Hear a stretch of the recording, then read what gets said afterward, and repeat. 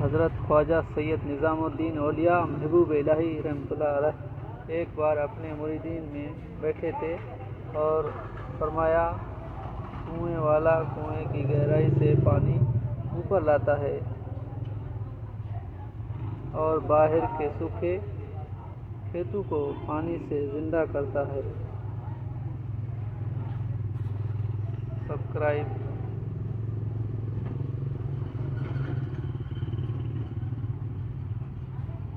ایسے ہی ہم کو بھی اپنے سانس کے اندر خدا کا ذکر کرنا چاہیے، اور جب ہم اندر سے سانس باہر لائیں اور باہر سے اندر لے جائیں تو اس میں خدا کا ذکر کریں، اور یہ نہ سمجھیں کہ اندر سے خدا کے ذکر کے ساتھ جو سانس باہر آتا ہے وہ سوکھے کھیتوں کو ہرا کرتا ہے۔